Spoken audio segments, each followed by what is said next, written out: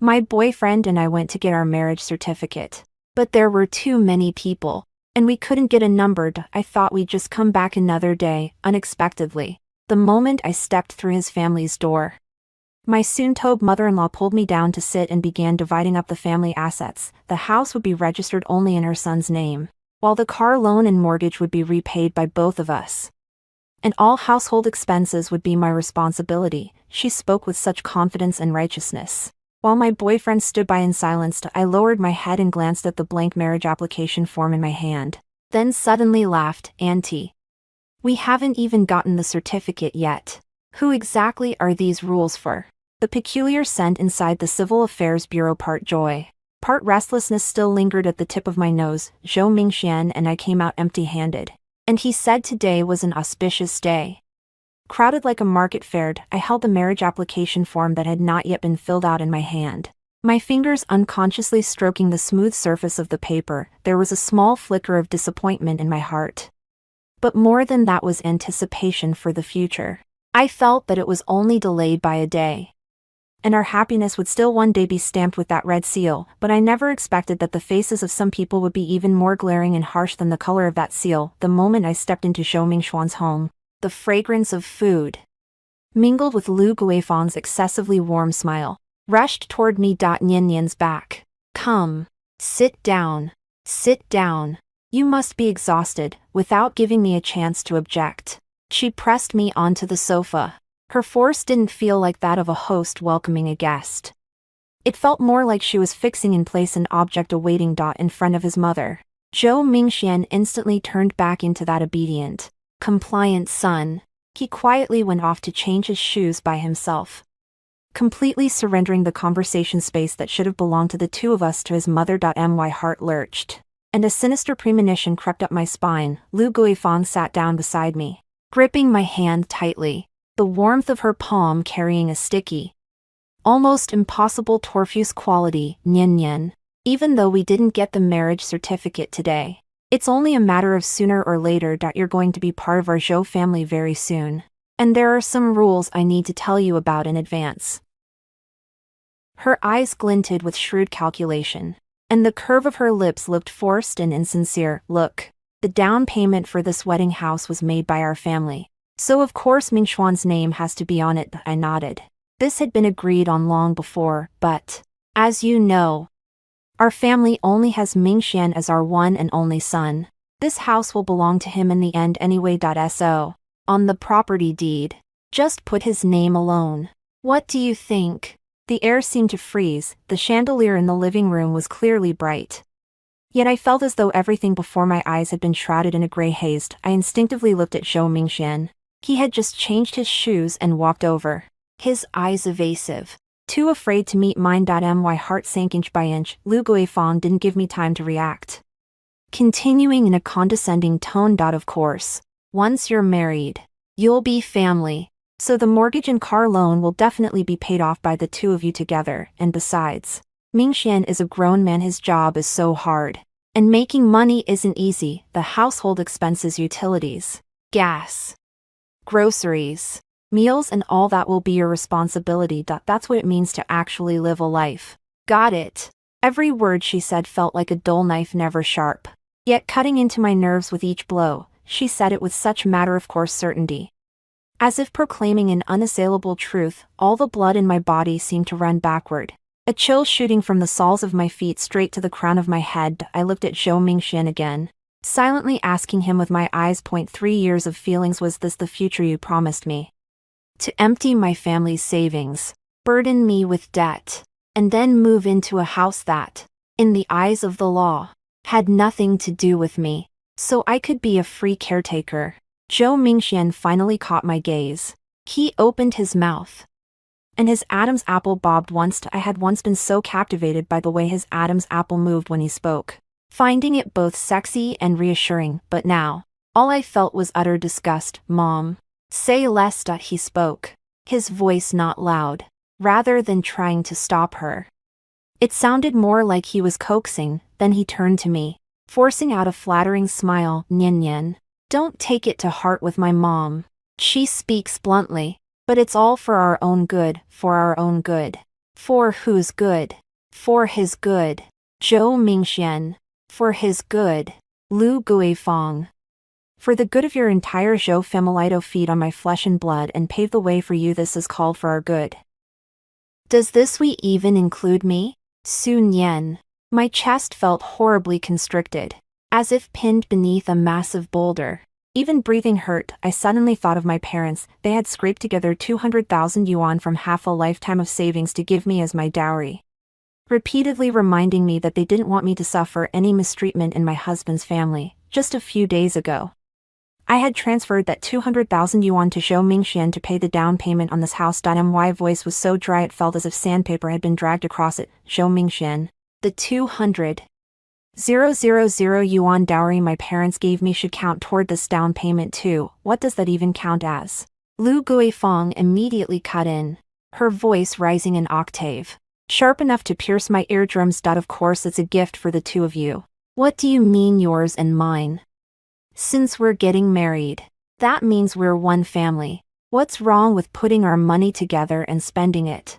You haven't even married in yet, and you're already scheming after our family's assets. What fine upbringing you have. Zhou Mingxuan's face turned red, then pale. He tugged at my sleeve and lowered his voice. Nian Nian.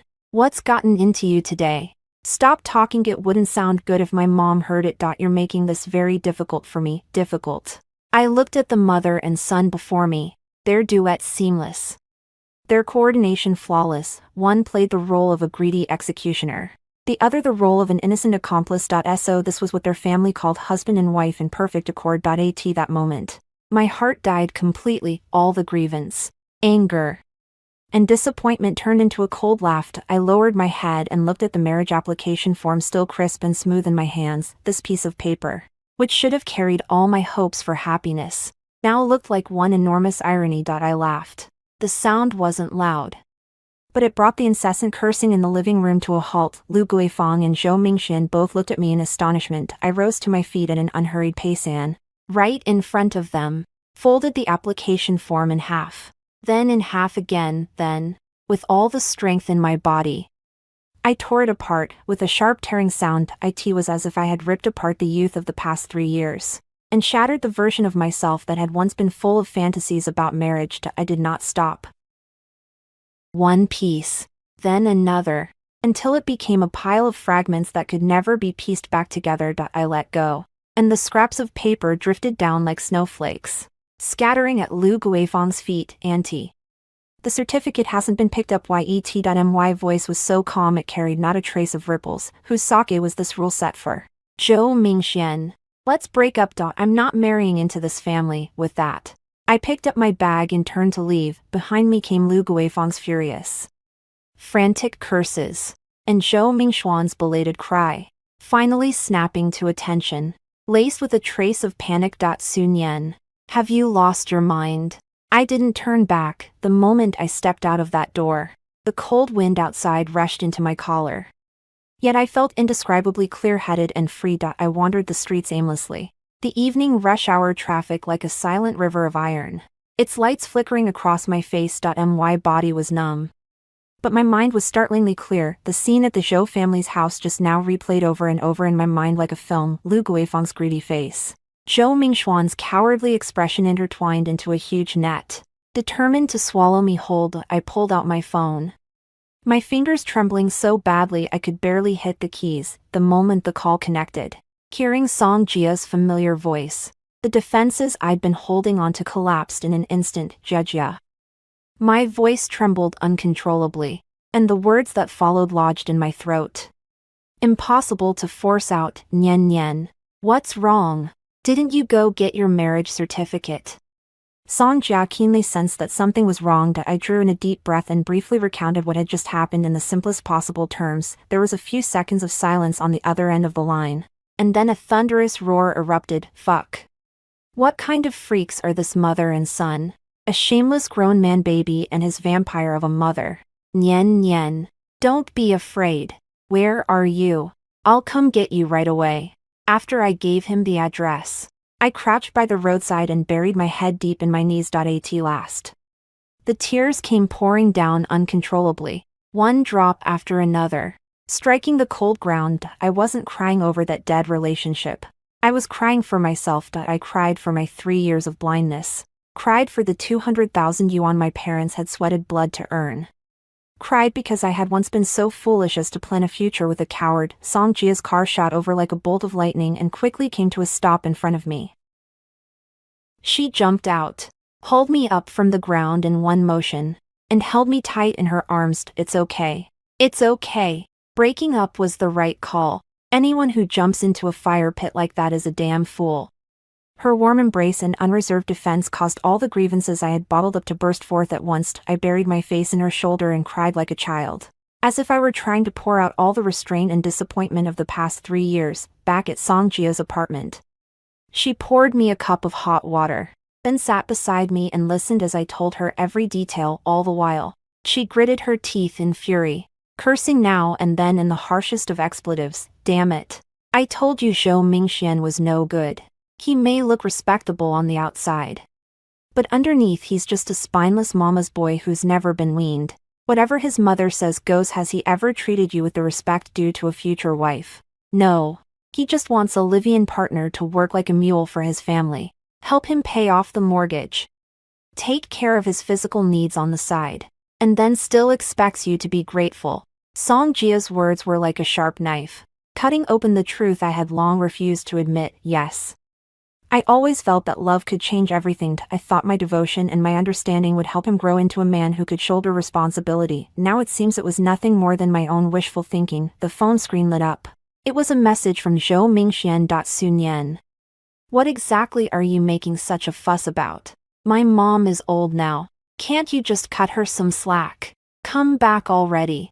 Don't embarrass yourself out there. I stared at those messages, devoid of any remorse and even laced with blame, and trembled all over with rage before I could even reply.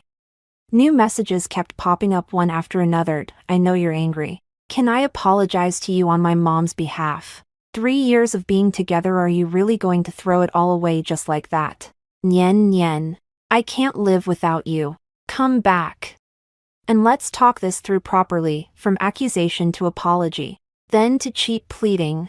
He never once realized where he and his mother had gone wrong. I in their minds. The one at fault was meth disobedient, unyielding outsider. I didn't reply. I went straight to his profile picture. Blocked him. Deleted him. Then came Lu Guifeng's phone number. Same operation. The world fell quiet. I spent one night at Song Jia's place. The next day, accompanied by her, I returned to the rental apartment where Zhou Mingxian and I had once lived together. When I pushed open the door, everything in the room was still the way it had been when I left, the matching couple slippers we had bought together at the entryway, the scarf I had knitted halfway on the sofa, the succulents we had cared for together on the balcony. Those things that had once symbolized sweetness now felt like needles, one after another, piercing my heart. Song Jia noticed how upset I was and patted my back. What's old won't go away. What's new won't come. Take what you should take, and don't leave behind a single thing that shouldn't stay. I nodded and began packing silently. My clothes, my books, my cosmetics. I put all the things that belonged to me personally into boxes. I didn't touch a single thing we had bought together. From the appliances down to the bowls and chopsticks. I took out my phone, photographed each item one by one, made a detailed list, and sent it to a mutual friend of Zhou Mingxuan's, asking him to pass it along. I told him that I didn't want any of it, not a single thing. He could take it as the funeral expenses I had paid for this relationship. Zhou Mingxian couldn't get through on the phone, and his messages wouldn't go through either, leaving him as anxious as a cat on a hot tin roof. He began leaving messages for me through the WeChat accounts of our various mutual friends, asking again and again why I had to be so heartless. I looked at those messages, my heart utterly unmoved. He who hesitates when he should sever will only bring chaos upon himself. This rotten relationship, I had to cleanse it myself, root and branch, leaving that rental apartment filled with traces of our past. I thought I could finally catch my breath for a while, but Zhou Mingxian clearly had no intention of letting it rest there. On the third day, just as I walked out of the company building, I saw that familiar figure. He was leaning against the flower bed beside the company, holding a tacky bouquet of red roses in his hands, his face wearing a gaunt, deliberately staged look of deep affection. Seeing me, He immediately came up to me and held out the flowers. Nyen nyen. Let's talk. I didn't even lift my eyelids. Simply walked past him and kept going. I have nothing to talk to you about. My voice was as cold as ice. He persisted in following behind me, and curious glances were already starting to turn our way from the co-workers around us, which made me feel a wave of irritation. Su Nyen, do you really have to be like this? Making a scene at the company entrance and letting everyone watch the joke. He actually had the nerve to turn the tables on me. I stopped in my tracks, turned to look at him, and found the man before me frighteningly unfamiliar, Zhou Mingxian. Please don't interfere with my work. If you have something to say, say it. If not, please leave immediately. Seeing how firm I was, he immediately softened again, his face slipping into the aggrieved expression that had once always worked on me. My mom's just an old woman with a sharp tongue and a soft heart. She was only saying that in anger. How could you take it seriously? We've been together for 3 years. Just because of a few words from her, you want to completely deny everything between us. Those 5 words, sharp tongue, soft heart, were, quite simply, the most vicious excuse I had ever heard. It was a tender disguise draped over selfishness and harshness. Cheap paint used by the executioner to whitewash his own crimes. I didn't want to waste any more words on him, so I pulled my phone straight out of my bag and opened the banking app. I found the record of that 200,000 transfer, the clear numbers, and the note. Like a resounding slap across the face, I shoved my phone screen right up in front of him. Save those useless words. This 200,000 is the dowry my parents gave me. It's my premarital property. We've broken up now. Please return it to me immediately. Zhou Mingxuan's face turned pale in an instant. He stared at the number on the screen, his lips trembling, unable to say a word for a long while. The money has already been put down as a down payment. Where am I supposed to come up with it? He stammered, his gaze flustered. A few seconds later, as if he had grasped at some life-saving straw, he suddenly raised his voice, an offended anger surfacing on his face. Su Nyen, I never thought you'd be this materialistic. Is our 3-year relationship only worth 200,000 yuan to you? Did you already have this planned out? Were you just waiting for this excuse to break up with me, and then take the money back? His shamelessness and twisting of the truth actually made me laugh in anger. I looked at him as if I were watching a clown making a spectacle of himself. Zhou Mingxian, get this straight. This isn't a matter of feelings. It's a matter of property. This money has a clear transfer record and a designated purpose note. Now that we've broken up, you have to pay it back. This is the most basic principle. It has nothing whatsoever to do with the cheap sentiment you keep talking about. Our argument grew louder and louder, and more colleagues coming and going through the company entrance turned to look. They pointed at us and whispered among themselves. A wave of embarrassment swept through me to the bone, not because of the breakup, but because I had been entangled with a man like this. It was nothing short of a stain on my life. I no longer wanted to waste another moment on him. I put away my phone and warned him one last time. I'm giving you 3 days. Within 3 days, put the money back into my card. If you come to my company again to harass me and disrupt my normal life, I'll apply for a personal restraining order directly. Then don't blame me for no longer caring about our old ties. After leaving him with those words, I no longer looked at the look of shock and embarrassment on his face, and turned to stride quickly back toward the company building. The moment I stepped into the elevator, all the strength seemed to drain out of me. Entangling myself with someone like that was truly more exhausting than working a full day. I leaned against the cold elevator wall, looking at my own tired face in the mirror, with only one thought in my mind: not a single cent of that money can be missing. I have to get it back. This isn't just about money. It's about my dignity. I had underestimated Lu Guifang's fighting spirit, or rather, I had overestimated her bottom line. When Zhou Mingxian told her that I had asked him to pay back the money, the old woman completely lost her mind. Unable to find me, she resorted to the oldest and most vicious weapon of all, spreading rumors. Our relatives' chat group back in our hometown, the neighbors group in our residential complex, and even some mutual friends groups that had no real connection to me. All of them, overnight, began circulating my so-called heroic deeds. In Lu Guifang's mouth, Su Nyen, had become nothing short of a gold-digging woman, saying I'm a snob who looks down on the poor and favors the rich, that the Zhou family couldn't afford to buy a house in full So I used the excuse that we hadn't gotten our marriage certificate in time to call off the engagement, saying I had long latched onto a better branch. Which is why I was so eager to dump her honest, decent son. Most ridiculous of all, she twisted the facts and took the 200,000 yuan my parents gave me, claiming it was something I had voluntarily gifted to please my future in-laws, now that I've broken off the engagement. She's turned around and tried to extort them instead. She's simply heartless, venomous to the core. For a time, I became the cautionary tale in everyone's mouth, those distant relatives, none of them knowing the truth, began calling and texting me one after another. Some advised me earnestly and patiently, girls shouldn't be too strong-willed. It's fine as long as it's more or less enough. Some rebuked me righteously. You need to be sensible. You can't scheme against people like this. My phone was blown up, and WeChat was flooded with all kinds of lectures and criticisms. News of it quickly reached my parents' side as well. They called, their voices filled with cautious concern. Nian Nian, you and Mingxian, what exactly happened?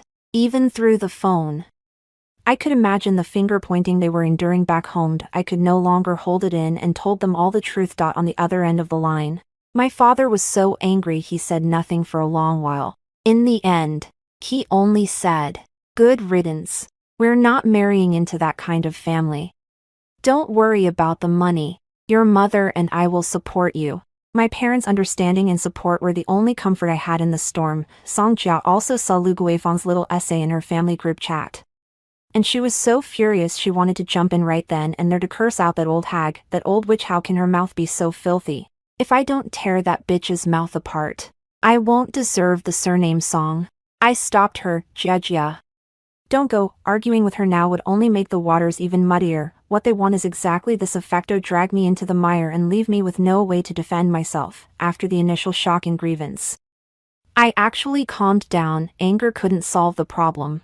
Only evidence could. I turned off incoming call alerts on my phone and muted all those trivial group messages. Then I began calmly collecting evidence, screenshots of Lu Guifang spreading rumors in various group chats, the messages my relatives sent me, full of accusations and misunderstandings. Every single one of them was ironclad proof of her defamation. As I looked at the obscene words on my phone screen, there was no anger left in my heart, only a cold, steely resolve.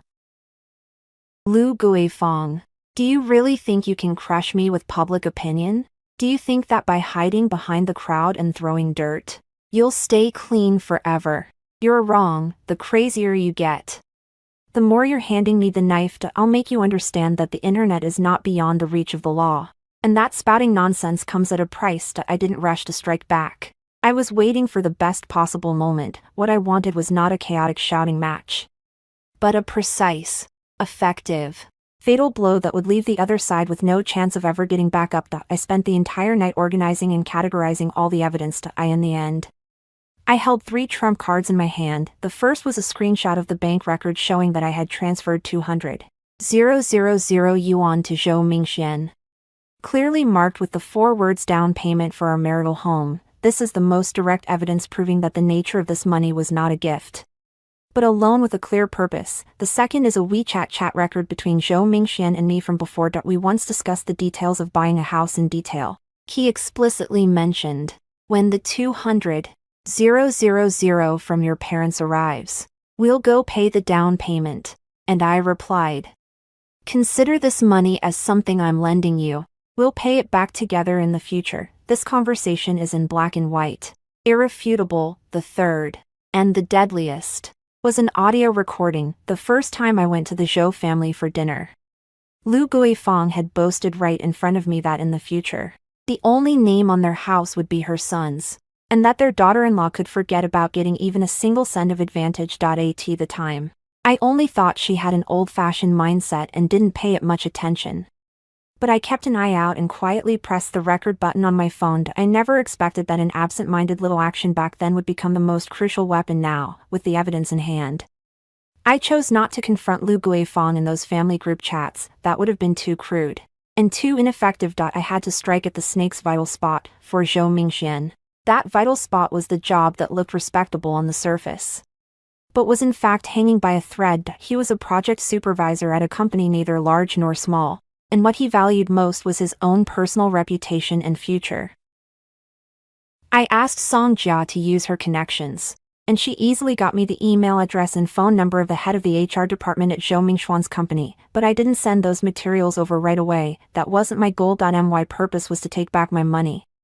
And my innocence. I packaged the 3 pieces of evidence I had organized into a single file and sent it directly to Zhou Mingxian. Then I sent him a message. Zhou Mingxian, I gave you one last shred of dignity. I think you know better than I do how destructive these things can be. I either return the 200,000 to me within 3 days, and publicly apologize to me in every group your mother spread rumors in, while setting the record straight. Or I'll send this material exactly as it is to your company's HR, your supervisors, and all our mutual friends. Let them all judge for themselves and see how you, Zhou Mingxian, colluded with your mother to swindle your girlfriend's dowry, and then slandered her maliciously after the breakup. After sending the message, I turned off my phone and stopped looking at it. I knew he would definitely see it. I had already won half of this battle of wits. Sure enough, less than half an hour later, Zhou Mingxuan's call came through from an unfamiliar number. I didn't answer. He started frantically texting me,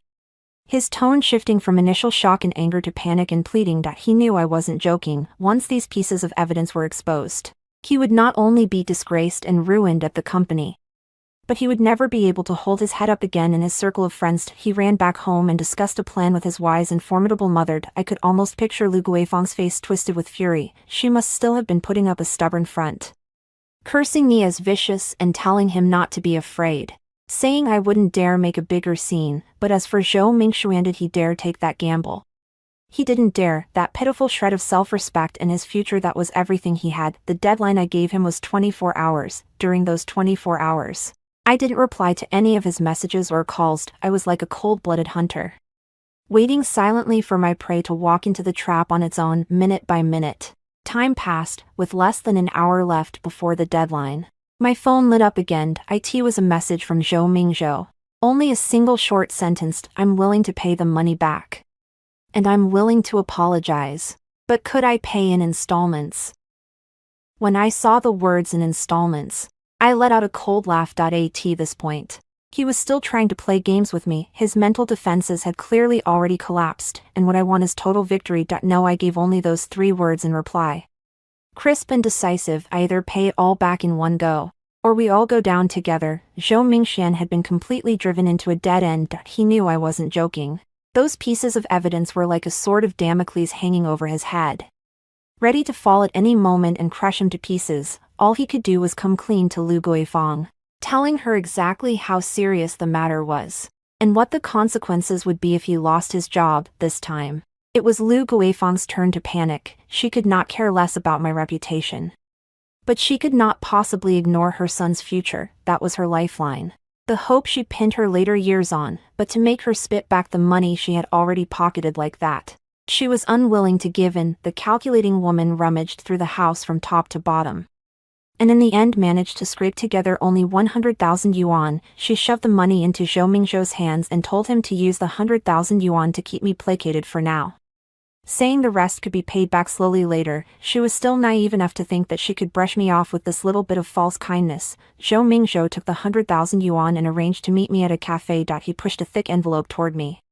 a hint of hopefulness on his face. Nian Nian, this is 100,000. Take it for now. As for the rest, we can later. I didn't even touch the envelope.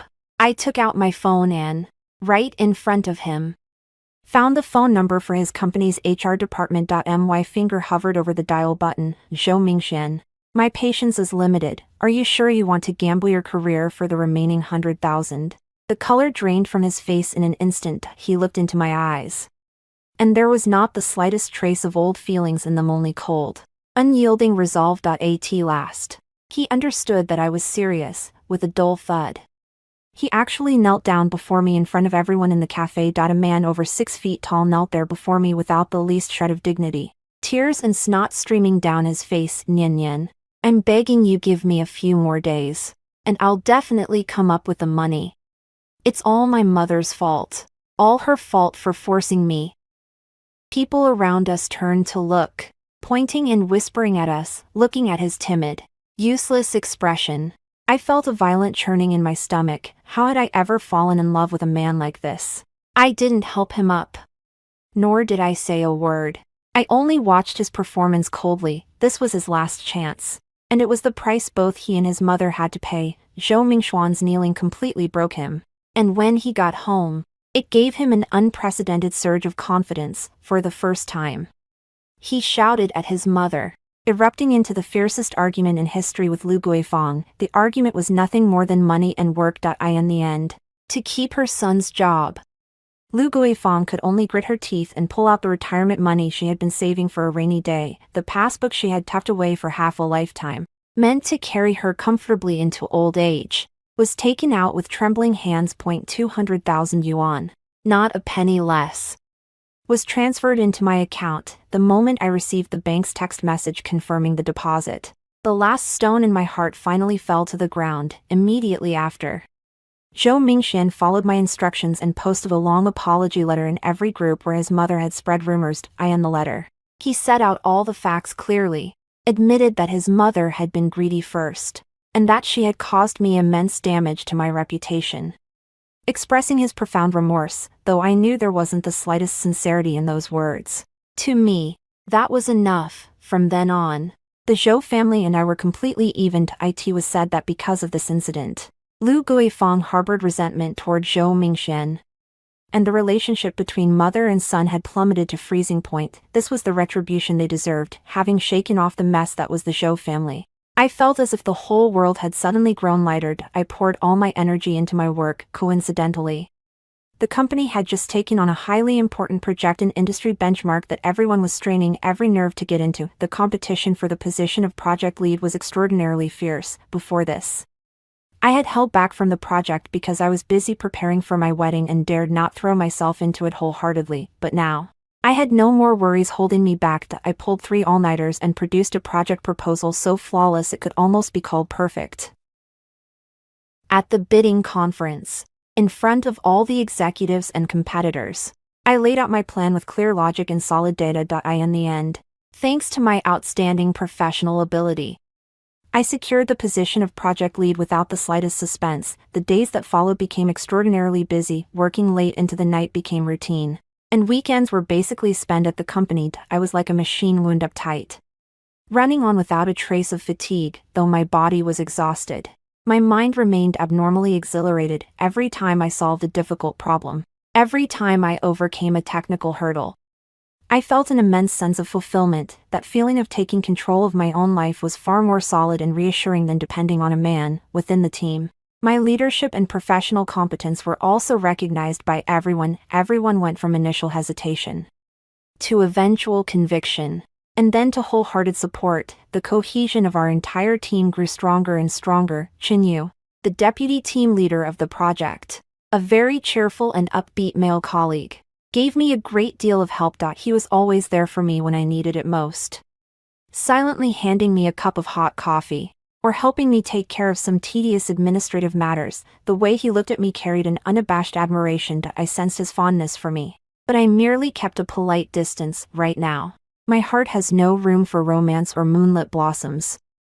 I only want to make money and build my career. With the 200,000 I brought back from the Zhou family, along with the savings I'd tucked away over the past few years, I enrolled myself in an in-service graduate program at a prestigious university. I worked during the day, went to class at night, and spent my weekends holed up in the library. My life was packed so full there wasn't a single gap left for me to brood over the past. I was getting better and better, as though I had been utterly remade. When Song Jia came to see me, she pinched my cheeks and said, "Nian Nian, your face is glowing." Yes, that was the glow of striving, the glow of living for myself, compared with the haggard woman I used to be, the one who circled around Zhou Mingzhou and had eyes full of nothing but love.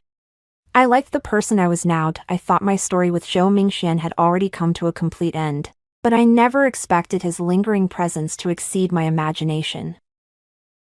Since the debt repayment incident, his relationship with Lu Guifang had fallen into a deadlock. Lu Guifang probably felt that she had lost both money and man, and unable to swallow her anger, She began frantically arranging blind dates for Zhou Mingxian, but those harsh rules of hers had, after the last round of publicity, already become infamous throughout the nearby circles. No girl with a clear head was willing to jump into that fire pit of a household. Zhou Mingxuan's blind dates had failed time and again. And his work had also been affected by the rumors from before. His superiors had quite a few things to say about him, and the promotion opportunity he had once been optimistic about had come to nothing. In his frustration, he heard about my current situation from a mutual friend, learning that I had become the person in charge of a key project at the company, with my career flourishing. His fragile and sensitive pride was completely thrown out of balance. He could not accept that the woman he had abandoned was living 100 times better than before after leaving him. So he started stirring up trouble again. Rumors about me began to quietly spread within my company. Have you heard? The project Sun Yanzan was actually secured by someone else. I heard a long time ago that she and Qinyu from our department have something fishy going on. More than that, I even heard she dumped her boyfriend of 3 years just to get close to the company's top brass. What a ruthless woman. Rumors were so vivid they sounded almost true, and the things being said were downright unbearable. Naturally, Qinyu heard them too. Those few days, the atmosphere in the company became strangely unsettling. There were always people pointing and whispering behind my back, their eyes full of contempt and speculation. Qinyu came to me, wanting to explain on my behalf, but I stopped him. I knew that with this kind of thing, the more you tried to explain, the worse it looked. Faced with this baseless slander, silence was not golden. Meeting at Hedon was the best counterattack. At1 department weekly meeting, in front of all my co-workers and superiors. I brought it up myself. I didn't argue at the top of my lungs, nor did I burst into tears and try to play the victim. I only smiled, half in jest, and picked up the microphone. Recently, I've heard a few rumors about me. They're quite interesting. The rumor says I got ahead on the project by improper means. I'm pretty curious what executive in our company has such good taste that they'd take a fancy to me. A tomboy who works overtime every day and has bigger dark circles than eyes. A soft ripple of laughter rose in the conference room, and the atmosphere eased considerably. I went on. I only want to say 2 things. First, this project is a result my team and I fought for inch by inch and point by point. Every single number can stand up to scrutiny, and you're welcome to verify it at any time. Second, as for the person spreading rumors about me, I can probably guess who it is too. A man who even needs his mother to back him up when breaking up with someone aside from throwing dirt behind people's backs. He really isn't capable of anything with any real class. I don't go looking for trouble, but I'm not afraid of it either. If I hear rumors like this again, my lawyer's letter will arrive before my explanation does. My words were candid and forceful, laying bare Zhou Mingxuan's true colors without ever naming him. No one present was a fool. In an instant, they all understood exactly what had happened. Those colleagues who had once pointed fingers at me all wore awkward, guilty expressions on their faces. As for my direct supervisor, he made his stance clear on the spot, saying the company would absolutely not tolerate any form of workplace bullying or malicious slander, and that the matter would be thoroughly investigated. After that meeting, the rumors about me came to an abrupt halt. I won a brilliant comeback, in the most dignified and powerful way possible. Instead, it won me even more respect and trust from others. After the storm of rumors passed, my project also entered its final sprint phase. My team members and I practically made the company our home, working in relentless shifts for several consecutive months. In the end, the project achieved unprecedented success, bringing the company record-breaking profits and making history. The company's celebration banquet was held with great fanfare. At the banquet, the company's top boss personally singled me out for praise and acknowledged the efforts of both me and my team. Even more unexpected was that he announced on the spot that, in light of my outstanding performance in this project, I would be specially promoted to Deputy Director of the Department. At that moment, all the applause and congratulations surged toward me. I stood on the stage, looking at the familiar smiling faces below, my heart swelling with 100 different emotions. In addition to the promotion, the company also gave me an extremely generous project bonus. That string of numbers was far more than the 200,000 I had once lost and then fought so hard to win back. After the celebration banquet ended, Qinyu drove me home, downstairs.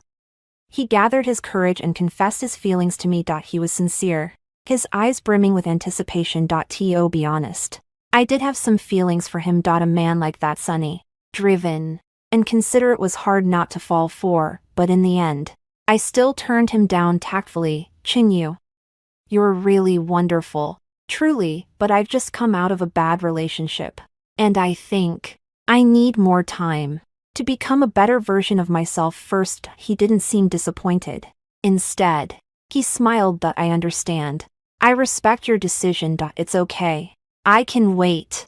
As a friend, I'll keep supporting you. His understanding and respect warmed my heart. Perhaps the future is something to look forward to. With that bonus and all my savings, I paid in full for a small apartment of my own in a neighborhood I really loved. It wasn't large, but it had wonderful sunlight. The moment I received the property certificate, I nearly cried. On it, there was only my name. I brought my parents over from our hometown, and in our new home, I personally cooked a sumptuous dinner for them. Looking at the relieved smiles on my parents' faces, I felt that all the hardships I had endured before had been worth it. That night, I stood alone on the apartment balcony, gazing at the city's countless lights outside the window. That sense of grounded security was something no one else could give me. I finally understood that a true home is not a house, but a place where you can let down all your defenses and breathe freely. Life can be so ironic sometimes. As I kept getting better and better, Zhou Mingxuan's life,